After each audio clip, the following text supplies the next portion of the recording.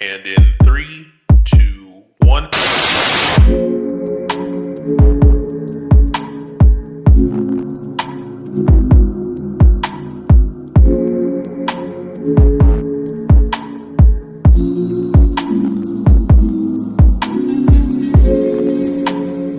You are now listening to the Lapsed Graps podcast.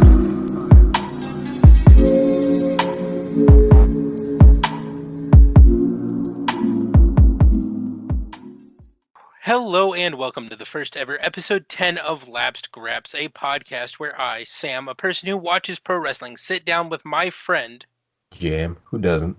and we discuss the wacky week that was in professional wrestling. This is a big news week. There was a lot that went down in the world of professional wrestling that didn't happen on an actual wrestling program. So we got a bit of news to go through. The first is an unfortunate update on the Kylie Rae story. She finally was the one to break her silence. You know, Impact still has not released any kind of formal statement on it, but she announced on her Twitter account that she was officially retiring from the sport of professional wrestling. She was leaving her contract with Impact Wrestling and was moving on with some other things in her life, and then promptly deleted all of her social media. So she apologized profusely in the tweet, saying, you know, she's so sorry to the people that had subscribed to those Patreon tiers for this month, and that those were unfortunately not going to be able to be completed, and she would be refunding that money. And then almost immediately after tweeting that, deleted everything. No Facebook, YouTube, Patreon, Twitter, anything. She's just completely wiped from the earth as far as her wrestling persona is concerned. This is a really shocking development for this because we've seen her go away before. She left after her AEW and was gone almost a full year until she showed up on Impact Wrestling. So we've seen her go and like figure out her mental stuff before. We've never seen her completely walk away, or at least say she was going to completely walk away. And if she does end up completely walking away, she's going to have one of the most influential careers, in my mind, in women's wrestling over the shortest amount of time. She's only been active from 2016 to 2020, and across that time, she's held 11 titles. She held 3 world titles, men's titles traditionally. So the fact that she did all of that and made such huge strides in the world of indie wrestling, beginning to make those strides, or hoping to make those strides at least, in the world of mainstream wrestling, simply over 4 years, from not training at all to becoming one of the more well-known indie wrestlers on the circuit, is really impressive, and I wish the best for her in whatever she chooses to do going forward. 100% same. One of the few wrestling things that came across my timeline was her retirement. I didn't see the actual tweet, and I didn't know she deleted her social media, but that Monday or Tuesday, whenever it was, my timeline was just flooded with thank you Kylie articles and articles talking about how much they appreciate her and her impact on the industry. I didn't read any of them, but just knowing what she's done, seeing so much admiration pour out for her, I can really tell just the impact she's had, and not a short career, but a short career in the mainstream, because I didn't hear about her until she was doing AEW stuff last year. And just the year, 2 years it's been since then, she's been like a staple of wrestling. Like everybody wanted to see her win, and it's unfortunate to see her career end like this. And like it's a real bummer because like I randomly popped up our episode of the mental health check-in that we did, just randomly, ironically, and like halfway through it, you bring up Kylie Rae and you talk about her journey, not only as far as just being a speaking of positivity, but as far as just her humble beginnings, just going from selling T-shirts to being in packed AEW arenas. And like when you understand that journey, you really feel for her that she hasn't had the best of luck in trying to just go about her wrestling without any issues or setbacks, and this seems to be the final setback. And wherever her journey takes her next, I just hope she's happy. Absolutely. Okay, so moving on to the second piece of news, Allison Kay, the former NWA World Women's Champion, the woman who held the strap when the NWA returned to studio wrestling and returned to putting out weekly wrestling product for the first time since the 80s when Ted Turner bought them and transformed them into the WCW that we all love, hate, and remember sometimes fondly. Uh, Announced earlier this week on Twitter that she requested her release from the organization and had it granted. Uh, as of the time of the tweet, there was no indication on whether or not she was going to be going to the AE or to the WWE, would be going to AEW, or would be ending up back on Impact, where she made a name for herself. So there's been no, or at that time there was no indication on that, and we do get a little bit of clarification as we get into the week of wrestling itself, but we'll save that for later on. I'm very curious to see where she goes next or where she does next because she really did big things with that title. Even before NWA Power was a thing, she was kind of running around with that title. She didn't dethrone Jazz's big like 4 or 5 year reign, but she ended up winning the vacant title from what I remember. Correct me if I'm wrong, my memory's terrible, but she won the vacant title and had the belt for another 2, maybe 2.5 years in their own right. And this is just a Detroit bias in me talking, but I was always a big fan of her. Like she represented Detroit really well, and she's just really fun to watch as a character and a wrestler. So I hope her leaving the NWA means bigger things for her in the future. Absolutely. It's definitely one of those things where you're sad to see her go, but you're excited to see where she ends up. She was one of the more entertaining parts of the NWA, because even when they were trying to figure out what NWA TV was going to look like in 2019, 2020 era, and figuring out if these kinds of characters were going to mesh in the way they did back when studio wrestling was the norm, she was always so confident and so collected in her ability to hold that strap and know that she was the best and just carry the program in that way. So you know she's going to be an asset wherever she ends up. And into piece number 3, the WWE's trademark of the name Cody Rhodes has officially expired, so that trademark is open for Cody to petition for again. This is notable because when he left in 2016, he petitioned the U.S. government for that trademark, citing that it was his family name and therefore could not be owned by an entity or organization, and the U.S. government denied that claim.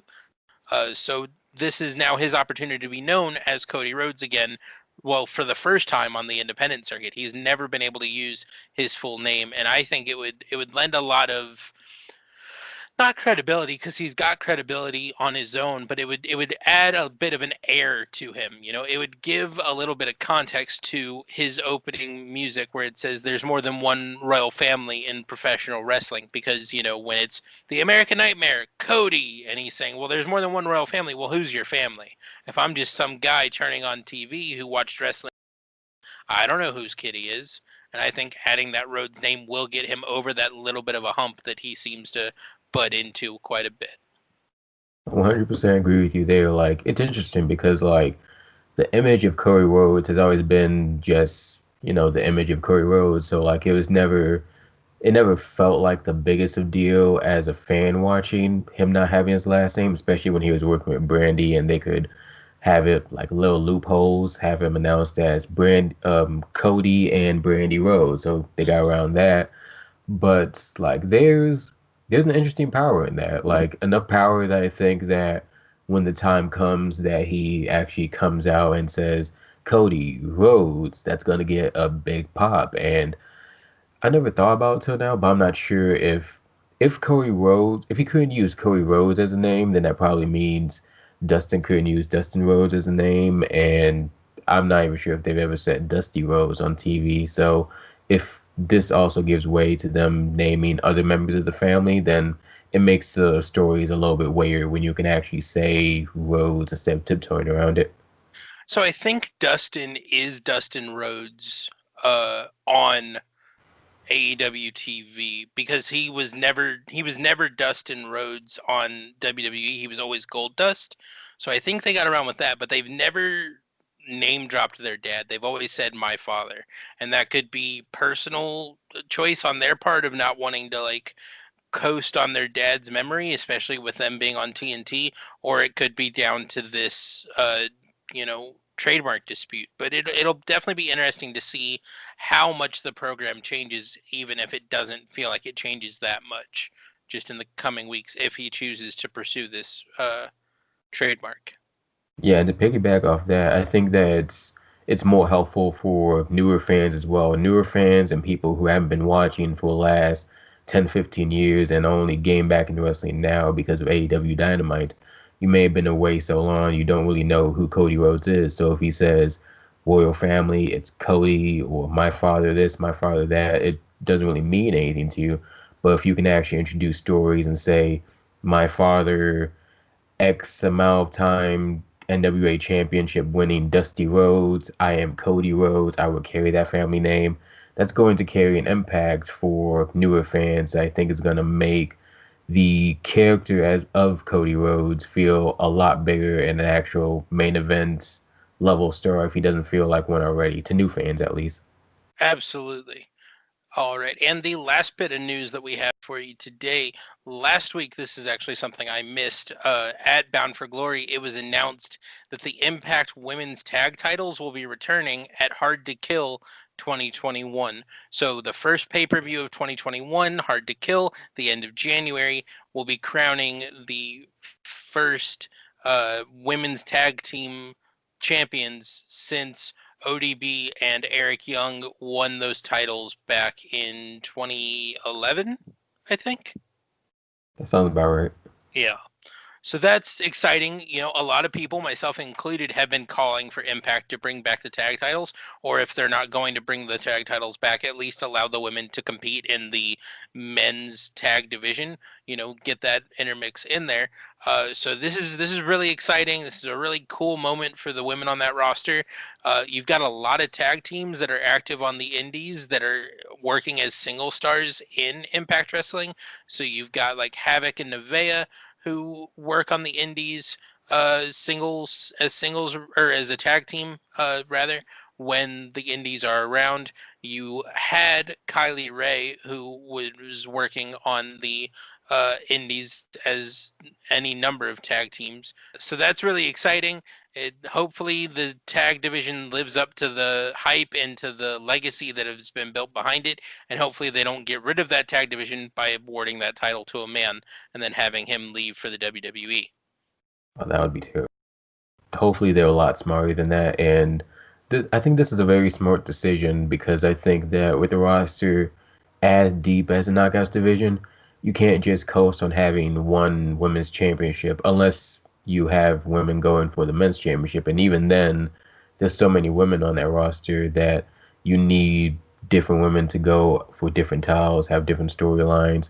So if you have women going for the men's title, the women's title, and a women's tag team title, then it kind of leaves room for everybody to have their own little storylines and goals within the story. And I think that's going to pay off for a lot of people who have been on the sideline just because they haven't had a championship or women's championship shot at any point. So this gives them something to do. It gives more women something to do. So more power to them. All right, so we're going to jump on into SmackDown now. There's only really two things we want to talk about with SmackDown this week. The first is that the Street Profits and Shinsuke and Cesaro had an insane match ahead of the Street Profits facing off against the New Day at Survivor Series on Sunday. This match was wild from the start. You know, both teams work really high intensity, high paced styles. The really crazy spot of the match that came near the end was when Cesaro picked up Montez over his shoulders and like shot put him over the railing into like the wall of LCD screens, like all the TVs where they've got the people, like people's faces for the crowd. He like shot put him from ringside over that wall and like down below where we couldn't see him, which was just insane. I mean, the strength on Cesaro, you're always told he's the Swiss cyborg and he's the one of the strongest men on the roster, but you never really think about it because he is so lean until he does something ridiculous like throwing a grown-ass man 15 feet. And it was just a great match. And then to round out that show, we had Daniel Bryan and Jey Uso facing off. Jey won the match, but after that, after the win, what really was important was Roman coming down and demanding that he makes his decision to either fall in line or be ejected from the family to acknowledge him as the tribal chief. Jey looks like he might tell Roman to, fuck off, but then ends up saying that he is the head of the family and will fall in line. So the show goes off the air with both Jey and Roman just beating the shit out of Daniel Bryan. So that was a really, really solid episode of SmackDown. Do you got any thoughts about that? Thinking about the end segments, I'm kind of conflicted hearing about it because on one hand, it makes sense for Jey to rather join up with Roman than leave the family. There's so much history with that family, and obviously family is family. So it it makes sense in character, I think, and it kind of calls back something you said a few episodes ago about the Usos aligning with Roman as this like heel version of the bloodline they had in like 2015, 2016, something like that. But the reason I'm conflicted about that, even though I do think is an interesting character arc or sets up an interesting character arc for Jey, it's if it's not a character arc that shows a conflicted Jey and it's just a heel turn, then it might be a wasted opportunity just because from what I hear, he's gotten surprisingly really over as a babyface. And I feel like there's still a story to tell with Jay's redemption arc, still trying to prove himself as a singles competitor, as a possible solo champion. If you immediately align him with Roman, rather the end game is for him to still oppose Roman and go for his own singles gold again, then if that's not the case, then a heel turn just feels like a wasted opportunity. I guess we just have to see what they do with the storyline, but I'm very curious to just see what they do with it, you know?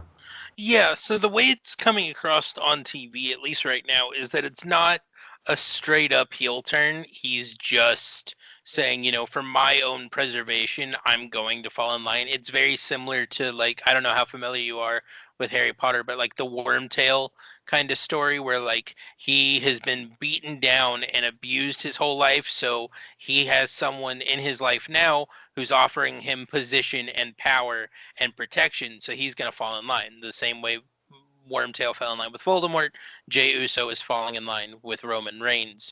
That sort of seems like where they're coming from, and then they'll slowly maybe indoctrinate him, have him drink the Kool-Aid a little bit, and then maybe they'll have Jimmy, when he's fully healed from his knee surgery, come back and pull him back into reality, and that'll lead to a match at some point. But it's really interesting because during that spiel where he's telling him, you need to fall in line, the same way we talked about last week, he's naming off all these different influential members of the Anawa'i clan that are backing his claim. He's saying his father, his uncle, the Wild Samoans, Rikishi, all these massive names in the WWE have backed his claim as the head of the table. He leaves off one important name though. He never mentions that The Rock has backed his claim. The Rock is very famously a member of the Anawa'i clan, and if he's not backing his claim, I'm starting to think that my theory that we're going to get Roman Rock for the Anawa'i family name at WrestleMania has a bit of credence to it. I'm kind of getting goosebumps thinking about that now. If they're really building towards Rock versus Roman, I'm really excited for that. He's such a I'm so sorry, but he's Oh such no, a go ahead. clearly huge name in wrestling and so deeply associated with the Anawa'i clan. And the fact that you're naming off Rikishi, who was never publicly claimed by the Anawa'i clan unless you went and looked up what his real name is, but the fact that like Rock is very obviously like proud of his heritage, proud of who his father is, proud of who his grandfather is, the great Peter Maivia, like there is like it's clear as day that connection is there. So why didn't you name him with the name of people who are backing him. Is he, in the back talking to family, like sowing discontent? Is that what's happening here? I'm personally really, really excited for it, and I know you are too. Yeah, same here. The Rock is such a big name that almost sounds too deliberate not to be intentional. So I'm very curious to see if they actually follow through with that. As far as Jey Uso, that does put me at ease that this does seem like a very character building thing. They've done kind of storylines with this before, and I've always liked when they've done storylines with like the baby face who has to align themselves with the heel. They're apprehensive about it, but because they need something or they just can't leave this person's side, they're reluctantly doing heel things with them. I always thought that made for a compelling story. For some reason the first one that comes to mind, I don't know if you remember or even heard of this, but in like '08 or '09, Shawn Michaels was in character, dead broke, and needed money, which is ridiculous to think that Shawn Michaels, of all people in the prime of his career, is dead broke. But okay, let's go with it. He had to basically work by JBL's side, and JBL was paying him off, saying you need to pay off for your family, pay off for your kids' loans, college loans. Hmm. And if you want a big payday, you're going to help me win the WWE Championship. I think Royal Rumble was when he had a world title shot, and you see Shawn Michaels being really conflicted. Like, I need the money, but I hate JBL. He's only going to get more power hungry if he gets this title. I always thought that was a really compelling story. Or even like in modern day terms, I remember you were telling me like a week or two ago about the whole Warlow MJF situation. Warlow is getting more annoyed with MJF, but MJF is saying, you know who paid your checks, right? You're going to give me a title shot, you're going to do what I want, or I'm going to fire you. That type of conflicted stuff, that makes for interesting character development, I think. And I hope the same thing happens with Jey Uso. Yeah, no, absolutely. It's one of those things where if they do it right, it'll be amazing and will be talked about as one of the better stories that WWE has put on TV in probably the last decade. But if they screw it up like they've been known to do, they're never going to hear the end of how badly they messed this up. All right, so jumping over to AEW, and speaking of Allison Kay, it's announced during AEW that Allison Kay will appear at Full Gear to challenge Serena Deeb for the NWA World's Women's title. So she leaves the NWA and is challenging for the women's title. So she's not winning this title. Like it's not happening. It might be that Thunder Rosa runs in and costs her the title, and that's why she loses the title. But there's no way she's going to announce on Twitter that she's leaving the company, and then they're going to put the strap on her just for her to end up as like a full-time member of the AEW roster while also holding the NWA strap. That doesn't make sense to me personally. Seems like a bit of telegraphed booking on their end. It sounds really strange, but the more the wheels are turning in my head, I can kind of see how she wins. Like, imagine, like, let's say that she really is done with the NWA and she wants to move over with AEW. AEW and NWA are hopefully always going to have that working relationship, and as long as they have that working relationship, she's already going to be tied to the NWA anyway. So, what if she wins the women's championship, and now you have a storyline of you have a champion who's not only what's the word criticized, I guess, for lack of a better word. Who's openly criticized the NWA and said, I'm never coming back. I'm going to bigger and better prospers, but I'm going to take this championship with me. It's kind of giving me flashbacks of the Summer and Punk from Ring of Honor, where he's publicly railing on Ring of Honor as the Ring of Honor champion and signing his WWE contract in a Ring of Honor ring and saying, I'm going to be the champion forever because when I'm done with all my dates, I'm going to successfully defend this belt and then just take it to WWE where I can throw it in the trash where it belongs. They've got the storyline of all these women from the NWA coming over to AEW to try to take the belt off of Allison Kay. Like, this is just random off the cuff thinking, but I think if they play that right, it could be really good storytelling. It's worked in the past, so I don't see why it can't work in 2020. That's fair. I mean, that could be interesting. It's just you start getting into the issue of the only people that represent the NWA that have been showing up on AEW are the women's wrestlers. So it becomes very clear that like they don't actually have that much of a working relationship. They just needed women's talent to bolster their roster to keep us all quiet. So if they're gonna play that storyline out and really go deep with it, I'd like to see Camille show up and have like Nick Aldis at her side wearing the 10 pounds of gold, just show up on a random Wednesday Night Dynamite, or the tag champions come in and challenge FTR or the Young Bucks to determine who really is the best tag team in the world, things like that. If you're really going to go forward with a working relationship and have people show up on the program, have everybody show up. Don't just do one person for a while until she ends up getting signed and then bring in someone else. Like if you're gonna go all in on this, go all in is my own thing. I agree with you there, like, and all in for lack of a better word with AEW, but Yes. but I do agree there. They need to make this relationship just feel more important by having more NWA people, NWA champions come in on AEW TV. And I hope this is just the start of them doing this, them bringing in the women's division. It's kind of like a teaser of what's to come, I'm hoping, since it's still early on. I think that the first time they did, and correct me if I'm wrong, is when Thunder Rosa showed up at AEW All Out. So we're still a good 2.5, 3 months into this relationship. Maybe month 4 is when Nick Aldis comes in and whoever else is in the NWA, Damian Sandow, I forget his NWA name, but guys like that just pop up out of nowhere. So over on AEW, we also had Miro competing in his first singles match on the promotion. He's been in tag matches and a lot of comedy sketches, but no singles match up till now. He's competing against Trent, which is a really good opponent for him. It's a good foil to his like slow, like blundering, like just I'm gonna hammer fist you until you start crying on the mat kind of like persona that he's got going on. There was one moment where the Dark Order like ran in and tried to distract Trent, which didn't make much sense, and was like attacking Orange Cassidy, who was at ringside, as a way to like get Trent distracted. So I don't know if this is all leading up to Miro secretly being part of the Dark Order, but if they put Miro in the Dark Order, it's going to start feeling like we've got a corporate ministry kind of thing going on where everybody's in it, and it's going to lose its luster there. Miro ends up winning that match with the camel clutch. It was really good. Trent sold like $1 million. Trent's a really fantastic wrestler and an even better seller.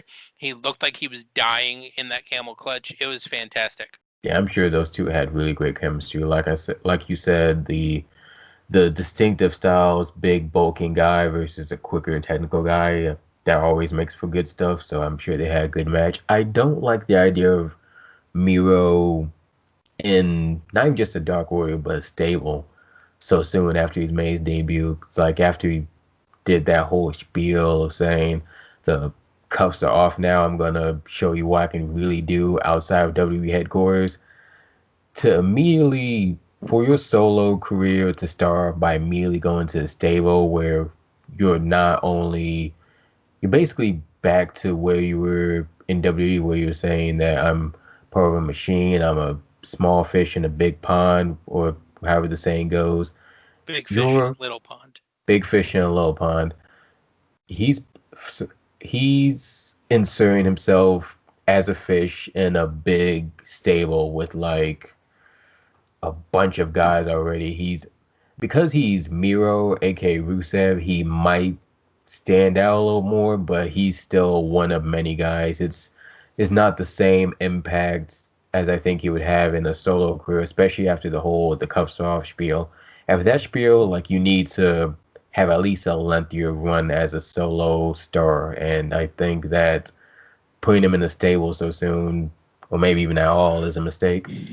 Absolutely agreed there. It's definitely one of those things where you can see why AEW is like, oh yeah, no, he was great, and we can put him there, and he'll have enough personality, he'll rise above. But you hope they let him just like stand on his own merits at least for a little while longer before they saddle him with like 30 other guys that he has to get over all at the same time. But continuing on with AEW, we had Private Party and the Young Bucks facing off. as like a tune-up match before the Young Bucks face FTR on Saturday at Full Gear. This was a phenomenal match. Matt Jackson is selling the leg like the entire time through that was attacked by FTR last week. After the Young Bucks secure the pin and win, FTR come down to jump the pair, but they're actually saved by Hangman Page and Kenny Omega, who come out of the face and heel tunnels respectively. So Hangman Page comes out of the face tunnel. Kenny Omega comes out of the heel tunnel. They don't see each other. They both rush down to the ring and like chase FTR out, and then like kind of lock eyes across the ring and are like kind of uncomfortable and like not really sure what they want to do. They don't know if they want to attack each other or if they just want to like go their separate ways ahead of their match at Full Gear. So they end up just doing like a light knuckle touch, and then they vacate the ring. It was a really interesting bit of storytelling without having a bunch of guys, you know, on mics in the middle of the ring, of just being like, they've still very deeply got that connection. Like Hangman Page would not be where he is without the Young Bucks and Kenny Omega, and I don't think Kenny Omega would be where he is personally, this is my own opinion, without Hangman Page, without having that person to work off in Ring of Honor and New Japan, where he was very clearly a secondary member of the Bullet Club and then the Elite Stable, but he was that guy that you saw that Kenny Omega had a lot of confidence with and had a lot of chemistry with. And so seeing them kind of separate but still have that camaraderie inside of them and, you know, go out there, make that save, and then just walk away really told a really interesting story in my mind. I agree with that. AEW's always been really good at just telling stories visually without necessarily needing a promo or a backstage segment to tell you what's happening. They were always able to tell you what's happening through just the actions of their wrestlers, and this is just one of many examples. And it goes back to what we were saying last week, where Hangman and Kenny Omega don't need to immediately hate each other now. That can come maybe at the pay-per-view or after the pay-per-view, however the match ends, depending on the results. But for now, they're coming off the heels of a tag team championship run. They had for long enough where even though there was tension, there was a camaraderie there. And even prior to that with the Bullet Club stint. So it makes sense for them to have a bit of respect for each other. So to remind us of that respect, and then whatever happens at the pay-per-view happens at the pay-per-view. Absolutely. It's definitely one of those things where their feud makes sense because they both think they're the best in the world. Kenny Omega has reason to think that, and Hangman Page is betting on himself and going out on his own and just wants to prove himself. And there's no better way to prove yourself as the best in the world right now, except for, I guess, maybe beating Jon Moxley. But when Jon Moxley is otherwise entwined, you go after Kenny Omega. You go after that best bout machine who has reorientated himself towards doing incredible things in a singles match. And this is going to be, I think, a contender for match of the year. Sight unseen, I'm going to go ahead and say it's probably going to be one of the 5 best matches of 2020. I can see that, not just because they're both great wrestlers. We know what they can do in the ring, but we're invested in this. They've were tag team champions for like a year. There's history there. We want to see what happens with this match, and I think that excitement is going to pay off. Absolutely. And that's one thing that Kenny Omega has always been kind of criticized about is he's phenomenal with the guys that he works well with. But if you get in there with someone that like he doesn't know that well or he hasn't worked super often before, he can't do as insane stuff as he does previously. He just doesn't have that ability to like trust blindly like that. So like guys like Kota Ibushi or Tetsuya Naito or Okada, you know, guys like that where he had been working with them for years and getting up there with them and like grown in his career with them, he could do these insane, incredible, like 45-minute, hour-long matches. But if you brought in like a young lion to work with him, it just looks stiff and weird. But the fact that Hangman and Omega have traveled the world together for the better part of 6 years at this point, I think will lend itself to being just an insane match. So continuing on, Eddie Kingston, delivers the promo of the year. I'm not even going to try to explain this promo. I'm not going to give you any context for it. You need to finish this show, go on YouTube and look it up. There's no other promo that's going to touch it this year. Kingston is so incredibly talented on the mic. He reminds me of Jake Roberts before the cocaine. Just that confidence of when Jake Roberts came up and started whispering in that mic, because he knew you were going to have to get close to your TV set to hear what he had to say, but he knew you were going to do it because he was just that confident in his ability. The way Kingston will just grab a mic and just start talking, even when someone else is going or something else is happening, but he knows that the focus is going to be on him immediately. It's something else to watch, man. And this promo, I don't want to explain it and therefore butcher it, so you're just going to have to seek it out. It was insane.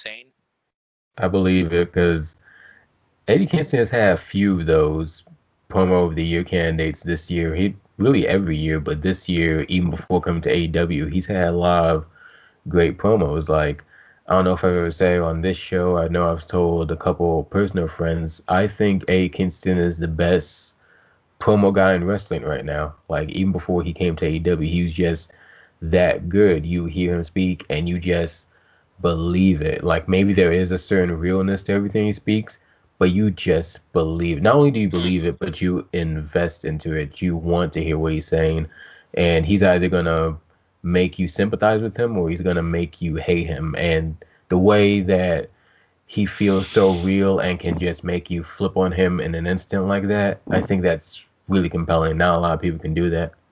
Yeah, absolutely. He had a couple of promos last year when he was doing work with the NWA that were just like, wait, hold on, let me rewind and listen to that a little bit closer, because you said something, but I think you said something else, and you had to go in and you had to focus.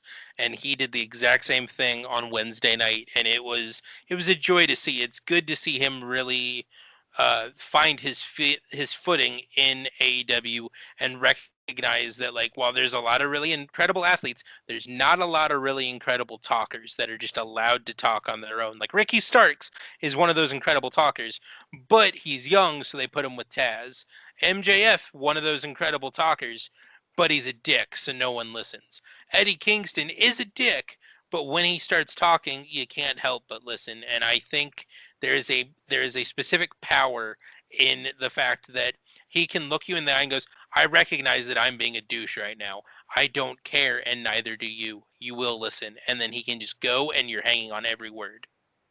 Absolutely. And the only other person I think even comes close to not only in terms of just being that good on the mic, but having that sort of air of credibility, air of realness to him, is Paul Heyman. Like, the only other guy I think can touch A. Kingston on the mic is Paul Heyman, and that is high praise for anyone who's seen a Paul Heyman promo. And to piggyback off that, I don't know if you want to do a deep dive with the full gear card, but if I'm not mistaken, I understand that he's facing Moxley for the world title at the pay-per-view, and I 100% think that he should win it. I don't know if the story has been leaning to A. Kingston winning the belt, but I think he needs to win the belt this Saturday. I don't know that it's necessarily been leaning to him winning the belt, because he has faced him for the belt once already, and it was called as a ref stoppage because he was unable to compete. He argues immediately and evidently and loudly to anyone who can listen that he should not have had that match stopped. He could compete, he could defend himself, so he thinks he was screwed. So I do think that he will win the belt. I don't know that he'll win the belt on Saturday. That's I interesting. don't think the Moxley story is done yet. I'm not sure where else the Moxley story can go, and obviously that's me saying that, not actively watching the Moxley story. But he's had the belt for 10 months, 11 months. I'm sure there's more people on the roster, but I remember thinking that the end game for him was MJF winning the belt, and obviously that didn't happen at All Out. And the only one I can even think come closest to a character that at least me personally would want to see every week as a champion, specifically as a heel who I would want to see just someone get his comeuppance against, I would think Eddie Kingston. Like, I think he can do a lot with that belt, and especially with him being so far in his career, so far in age, it's it's almost the opposite effect with MJF. Like, I remember saying that if not now, when, if he doesn't win the belt? Like, I felt that if MJF didn't win that belt, then his credibility would be kind of hurt a little bit. With Eddie Kingston, I feel like he doesn't have a lot of years left in his career. So if not now, when? If he doesn't get in the pay-per-view main events of his first like mainstream company run, then I don't know if he'll ever get like a big world championship run like this. No, and that's definitely fair. It's a matter of I think he will get it. I think the story that's being told right now, especially when you consider that Kenny Omega and Hangman Page are competing for the number one contendership, I don't want Eddie to be a transitional champion because if Eddie wins, he's going to drop that belt the first chance they get to either Kenny Omega or Hangman Page because Hangman Page and Kenny Omega, as much as we argue that Kingston is bigger and better, are the big stars of that company. So I think where you want to go with this, as great as that match is going to be, is going to be Moxley retaining, then dropping to Omega or Hangman, and then that's when Kingston comes in and just decimates one of like the founding members of the company, just leaves him bloody and broken in the ring and rides off into the sunset, so to speak, as this dominant heel champion who's slowly building like a stable of young heels around him to protect himself. That's a great point. I hadn't considered that. Like, it definitely feels like if Moxley doesn't win it at this pay per view, he's gonna. I'm sorry, if he doesn't lose it at this pay per view, he's gonna lose it to either Omega or Hangman, and I'd be really surprised if that doesn't happen. But thinking about where those storylines could go, where those storylines can merge, it makes more sense for A. Kingston to lose. I don't know if we'll ever get another shot like this again, but hoping he does, Moxley needs to win on Saturday. Yeah, exactly. And it's an interesting thing where you can kind of tell when guys in AEW are going to drop their titles because AEW is so intent on not being the WWE and dropping a title every 30 days to 40 days that they're like, no, you're going to hold the title for 9 months to a year and then you'll drop it. So now that like the tag titles are still very early on, but now that, Cody Rhodes is in his second reign with the TNT Championship and is going on like 90 days or a little longer with that title, now that Jon Moxley has had his title for almost a year, you can kind of start imagining that those titles are going to start falling out of their grasp fairly quickly. So the last thing we want to go over from AEW is that Pac is back in a video promo.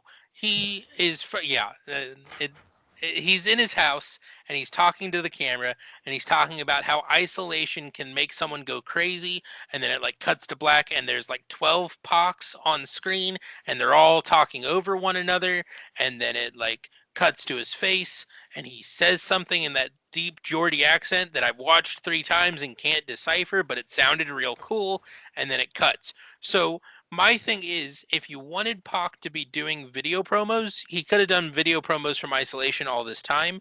The reason you haven't had him do video promos and then do them now is because he's going to be returning at Full Gear. I don't know anything, but my guess is he's going to make his presence felt at Full Gear, either in the TNT Championship match with Cody Rhodes and Darby Allin, or more likely he's going to show up at the after the World Championship match and kind of immediately put himself in that same conversation as whoever wins out of Kenny Omega and Hangman Page, because of course we still have unfinished business between Hangman Page and Pac. I can see that. I can definitely see that. And like you said, if he hasn't been cutting promos all this time, it makes sense to have a quick promo to remind people who he is, how good he is on the mic, and then have him have his shocking re-debut at Full Gear. And I don't know a whole much about what's going on in the world internationally as far as UK side of things. But Pete Dunne is back in NXT, then I'm guessing that means the UK borders are open and Pac has a full class ticket to Full Gear. So it should be exciting to see and like you said, there's a lot of story potential there. I feel like the last feud he even had before the Boys closed, before all this chaos happened, was against Moxley. So it'll be perfect to see him pick up exactly where he left off. Yeah, it would be really cool, and especially since the members of his stable are now kind of aligned with Eddie Kingston, to see if they kind of immediately fall back in line with Pac and reform Murder Triangle, or if they're like devoted to Kingston in that way, and then he kind of has to go to war with all of them, and maybe he brings some young British wrestlers over with him, and they kind of a British invasion kind of an angle. Either way, I think it could get really interesting really, really fast. I agree. Though before we move on to the next thing, I heard you say the TNT Championship match is going to be Darby Allin versus Cody. I did not know that, so I'm kind of curious to see what's your opinion on who can win that one. So it's interesting because the only other time Darby Allin and Cody Rhodes have faced off against each other in one-on-one singles competition was on the first ever episode of AEW Dynamite, in the first ever match on AEW Dynamite, when they went to a time limit draw, when Darby Allin was, for all intents and purposes, an unknown quantity and was made immediately into a star that night. And just the cocky heel persona that Cody seems to be taking and continued to have while he's got this title, and the fact that like he called out Darby in a promo and basically said, "Look, you're incredible. I know you're incredible. You're who I vouched for you to come to AEW. I told the guys when they said that they thought you were just a skateboard freak that you were a really incredible wrestler, and then I wrestled you to prove that you had a place on AEW and that you belonged here. You're a fantastic person and a wonderful wrestler, and you will be champion one day. It will not be Saturday." And it basically boils down to, you're a great guy, I will kill you.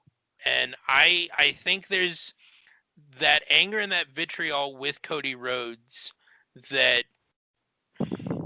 is almost so good that he shouldn't have a title.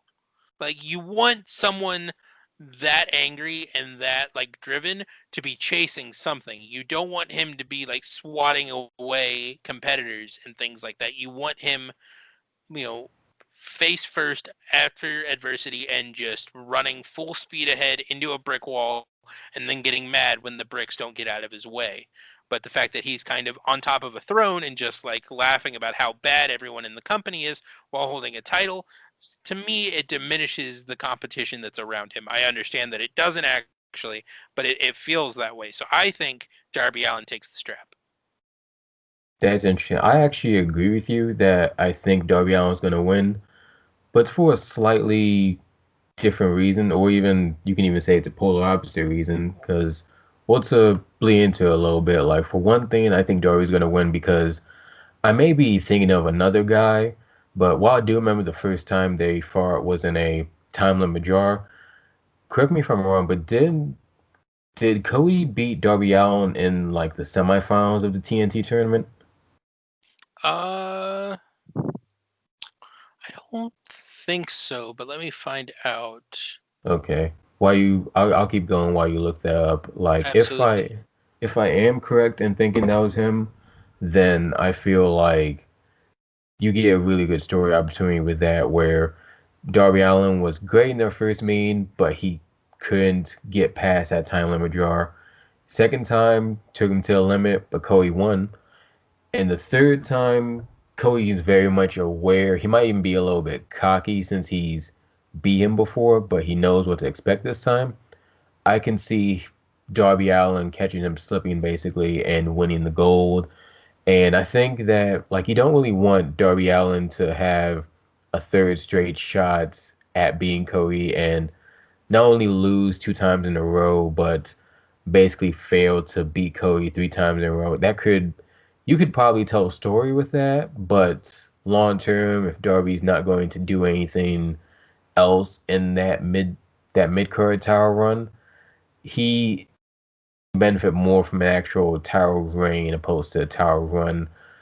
I do disagree with you on that. Someone like Cody with that much vitriol makes more sense to not have a championship. I think someone with that vitriol is exactly the person who needs a championship, especially if Cody, from what it sounds like, is making a darker turn, possibly from babyface to heel.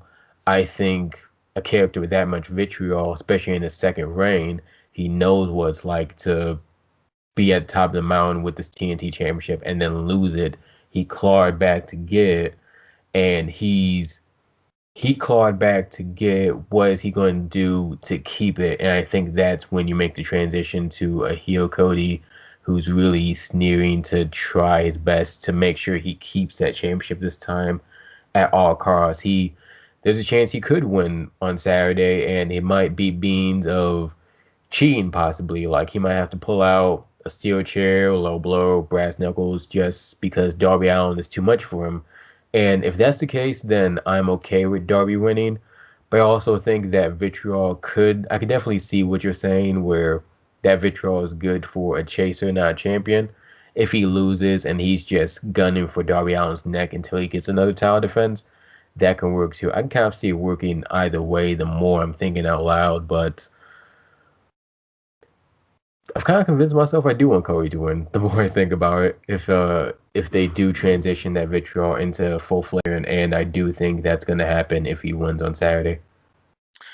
Absolutely. So I looked it up, and Darby Allin did lose to Cody in the semifinals for the TNT Championship. So you were right there.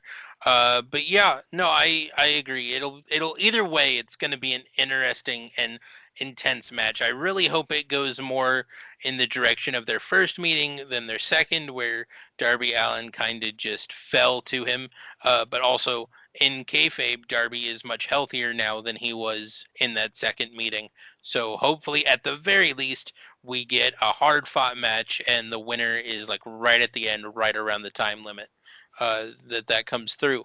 But jumping over to NXT, we are finally given an explanation for Pat McAfee's stable and why they all kind of came together.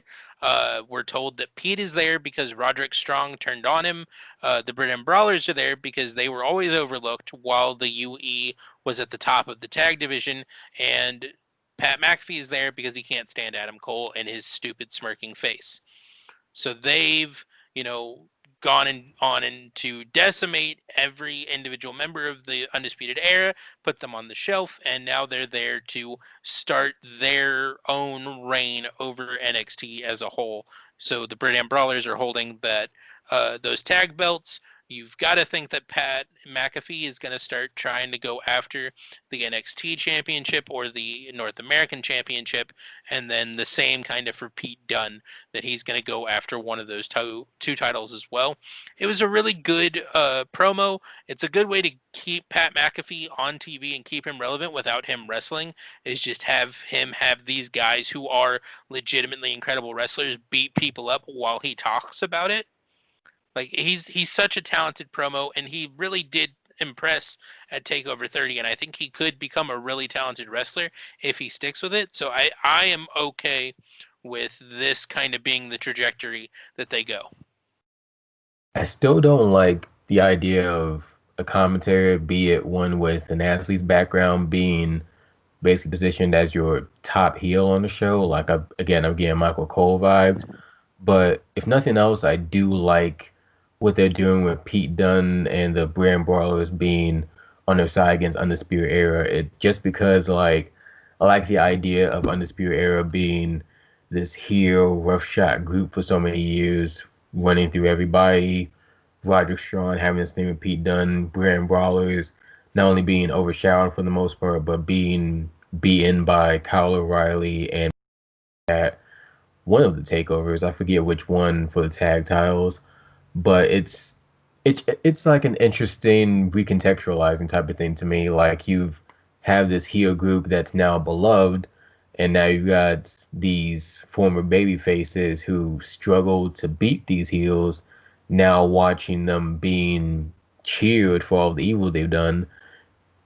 They're naturally going to turn heel, and the baby faces have to reckon with all of the evil stuff they've done. I think that's really interesting storytelling. Could do without Pat McAfee, but aside from him, I like the interesting storytelling, and I think that's an interesting way to go about it. Even if this only does go as far as say War Games, assuming that's this month. I think it usually in November, so I think so. But I really like that. No, absolutely.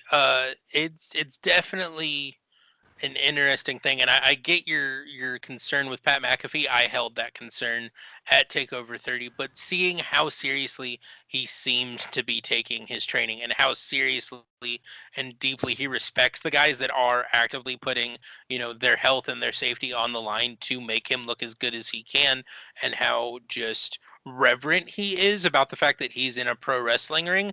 I'm starting to come around on the guy, if not as a serious pro wrestler, but just as the guy who's given the same kind of shot as, say, it strikes me as David Arquette if David Arquette had been given the opportunity to train and taken it seriously. Where he walks in, they're like, hey, we're going to put you in the ring with Adam Cole and you're going to do stuff. He goes, okay, cool. Can I look good while I do it? And they're like, I mean, I guess. So he goes and he trains.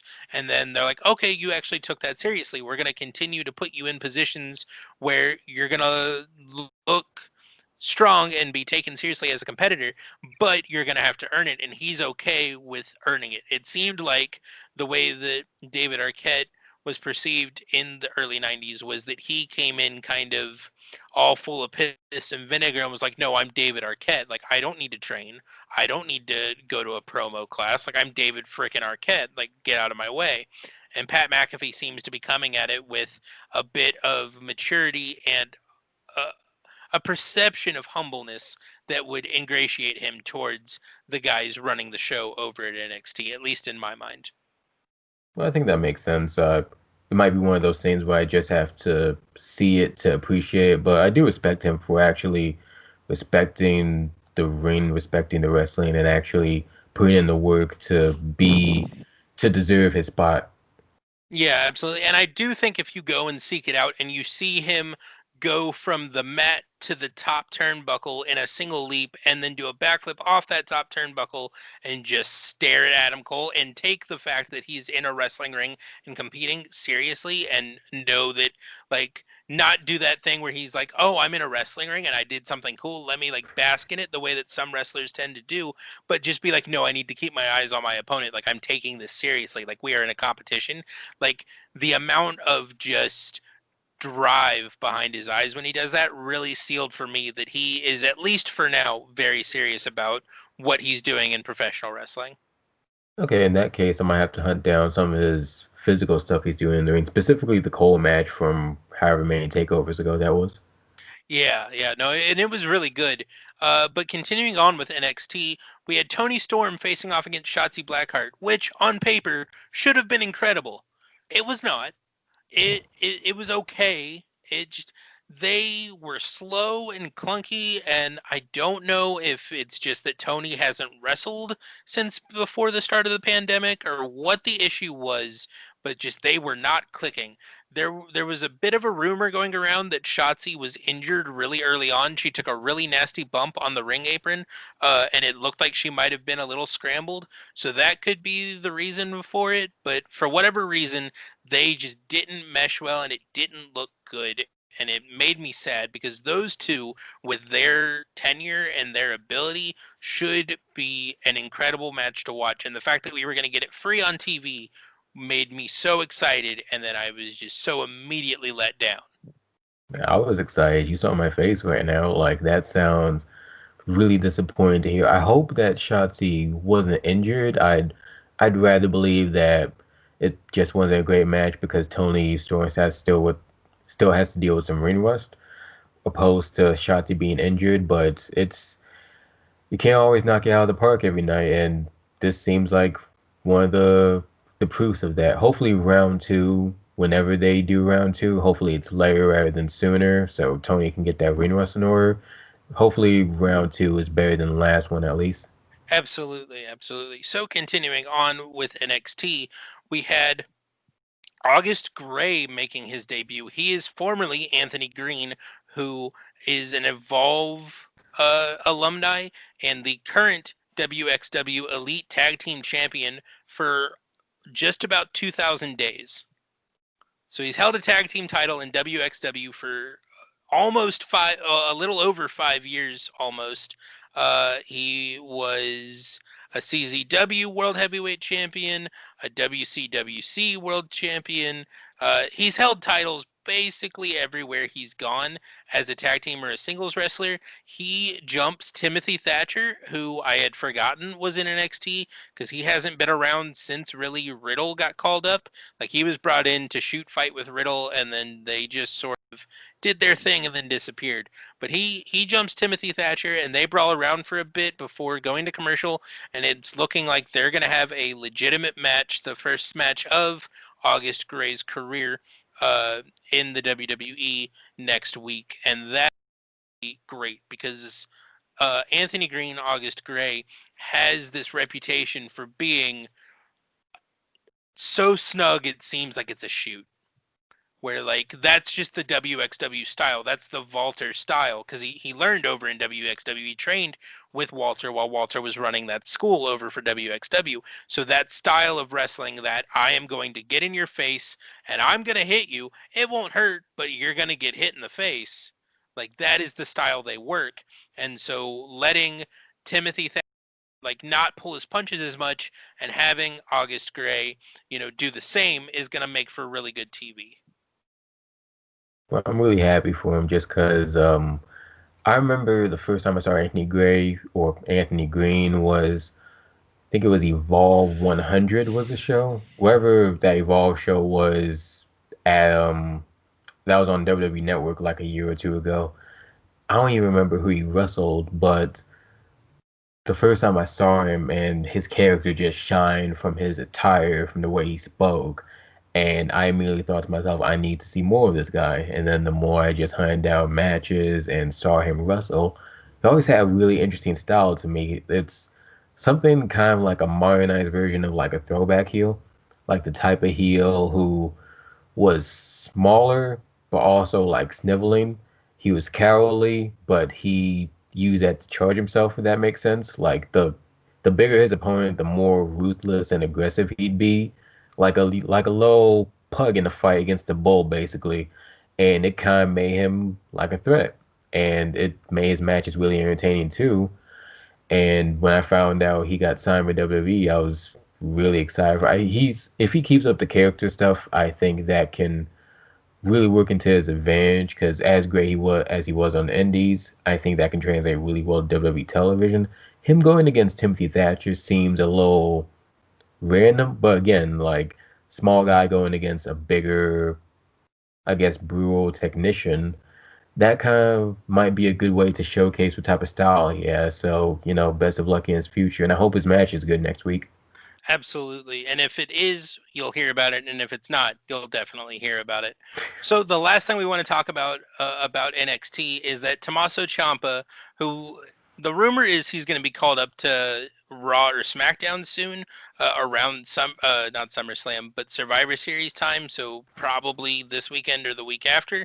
And that seems to be almost all but confirmed because he comes out to the ring. I'm not going to tell you his opponent just yet, but he comes out to the ring, and instead of just the cargo shorts and the t-shirt and no music, he's got new entrance music. He's wearing like full armor, and he's got a full face mask, like a full polished silver like gladiator mask on. So Is it it like seems like the mask he wore in the Indies? I'm not super familiar with Tommaso's Indies run, so I am gonna have to look into that. Okay.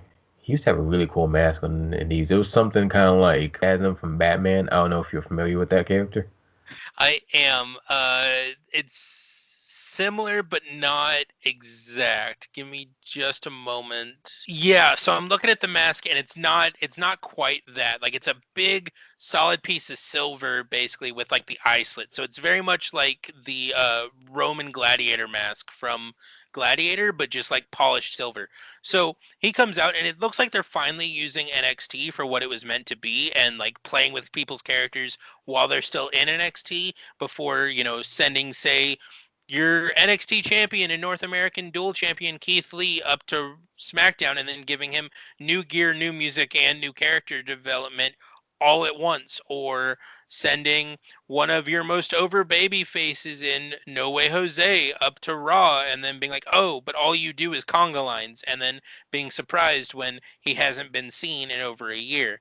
It seems like they're finally using NXT for what it's meant to be, and I'm super excited about it. But the match is also exciting because he beats the shit out of the Velveteen Dream. Beats the absolute piss out of that guy. And the only note I have for that match is good on WWE. Keep beating pedophiles 2K20. Perfect. I Absolutely. want to echo that sentiment too.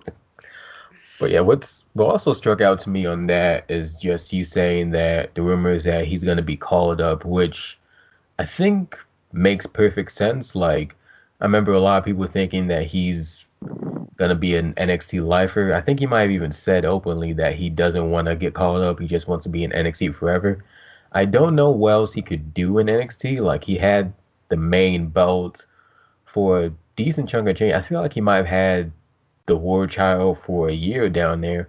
He's wrestled everyone from Gargano to everyone there is to wrestle in NXT. The only guy I don't think he's wrestled is Karrion Kross, and that's obviously because Karrion Kross got injured, and I'm guessing Karrion Kross might not be back until close to a year. And if that's the last guy on Ciampa's bucket list, he's got a long way to wait. So instead of just having him like redo old feuds in NXT, like have him versus Gargano for the millionth time, or him go for the world title again or the tag titles again. Have him have fresh feuds against fresh people. Put him against Randy Orton. Put him against Keith Lee. I don't think they had a thing in NXT. Put him against Roman Reigns. Like, these are fresh feuds for a guy who's been in NXT for like 5 years. So I hope that it's true that he gets called up to Raw or SmackDown sooner rather than later.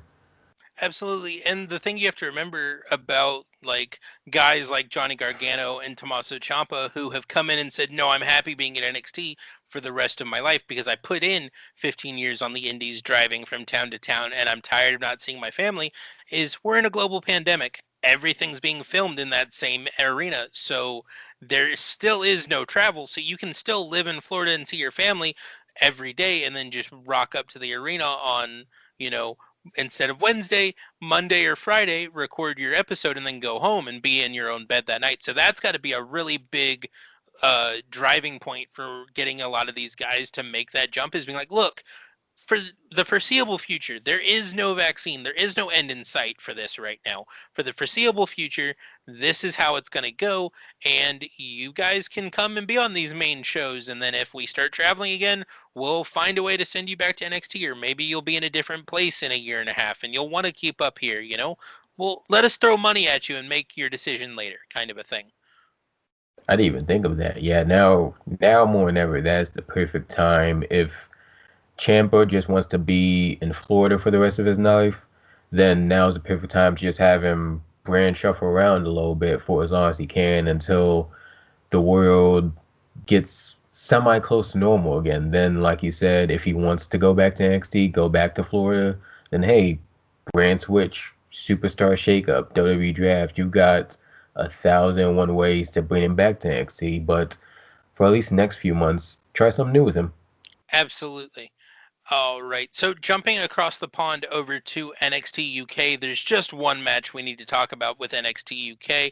I haven't seen the episode that is airing now, but on last week's episode of NXT UK, you had Walter facing off against Ilya Dragunov. They have had a really famous feud for the last couple of years. They've had like 3 or 4 matches on Progress Wrestling in the UK that have gone on to be voted like some of the best matches anywhere in the world that year. They earned 5 stars on a just random Progress show from Dave Meltzer, and they got in the ring together to go after that NXT UK World Championship and beat the living shit out of one another for nearly half an hour. It was a phenomenal match. You saw a lot more movement from Walter than you're used to. You're used to him being kind of lumbering and then just catching you in a corner and slapping the shit out of you. But Ilya is so small and so quick and so brutal that he was able to kind of immediately put Walter back on his heels and have the big man fighting from beneath, which is not something that typically happens. And it was a really, really fantastic match. That's one of those matches, the same as the Eddie Kingston promo, that if you seek out nothing else we talk about this week, you need to find this match and you need to find that promo because they were that good. I might have to, because I remember them teasing Eli Dragunov versus Walter for probably the start of the year. Like, I forget which UK takeover it was. Might have been the first UK takeover of the year, and I think it was my Dublin, the one that got canceled. Dublin? I Okay. believe so. Okay. Whichever it was, I remember them teasing the feud. Eli Dragunov came for like a run-in. Walter's guys. I keep wanting to say Rincon because I forget the WWE name, but uh, Imperium. Imperium. That's it. Imperium did run in. Ilya Dragunov came in, cleared house on everybody, and he might have had a stare down with Walter. So I'm guessing since that takeover show, they've been teasing for this match, and I'm guessing that means him and Walter have been itching to get each other, not just in storyline, but just as two wrestlers who admire each other, just salivating. I thought, oh, I finally get to put my hands on this guy. We're going to do some great work in the ring. And these probably months of planning for this match, I bet that paid off. And I'm kind of salivating a little bit, just wanting to check that out myself because I just know it was really good. Oh yeah, no, it was ridiculous. It was, again, probably my favorite bit of wrestling I've seen this week. It was so good. But that does it for NXT UK. We're gonna jump over to Ring of Honor real quick, and then that'll be it for us.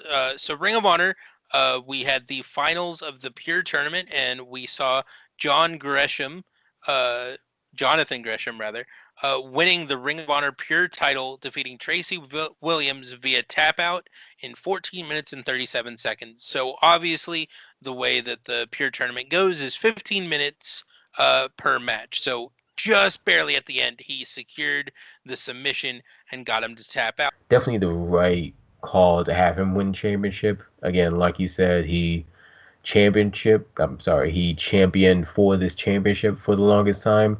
So he understands the importance, the history of this belt, and he's gonna do whatever it takes to make this belt feel important. So it makes sense to put the belt on him. And I'm very curious to see what he does with this belt to make it as prestigious, if not on par with the world title, then at least like right underneath it as far as like tier rankings go.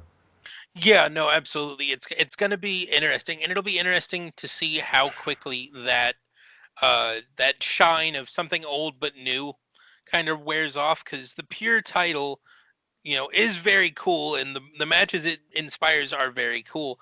But holy cow, does that thing have a lot of rules associated with it?